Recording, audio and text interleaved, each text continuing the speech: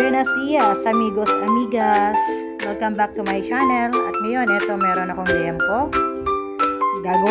Magluluto tayo ng lutong bahay na pinatisang liempo.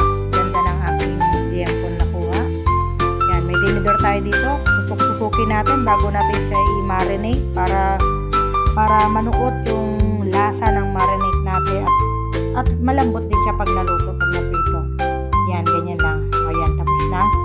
Lagay natin sa mixing bowl para maglagay natin ng mga ricado. Ayan.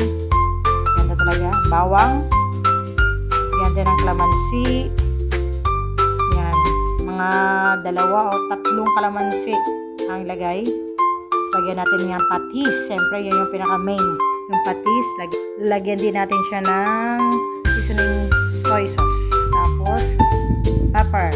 Yung powder lang para hindi makagat ang mga bata. Tapos, ayan na. Siyempre, haluin natin gamit ang ating malinis na kamay para magana yung lasa. And then, set aside natin muna para ma-marinate. Tapos, pagkatapos natin marinate, bago natin lutuin, lagyan natin ng flour tsaka cornstarch. Bago natin iprito, saka lang din siya lang lagyan. Tapos, ihalo natin maigi para pagka-prinito hindi matalsik at saka magiging crispy or ano. Usually ginagawa ko dyan, hinihiwalay ko, hindi ko talaga mini-mix. Ito first time ko to. Yan na siya, nakahalo na siya. Tapos iprito na natin siya. Tamang-tama lang yung pag-brown na. Pwede na natin hanguin yan. Golden brown dapat para medyo crispy. Yan. Okay na yung ganyang kulay. Tamang kulay yan. And then, ayan. Ready to eat na with maganda. May sausawan kang suka with bawang tsaka sili saso para masarap kainin.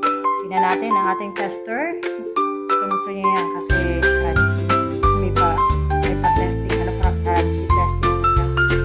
Tingnan natin kung approve ba kay boss. Ayun. Kumagat. Approve.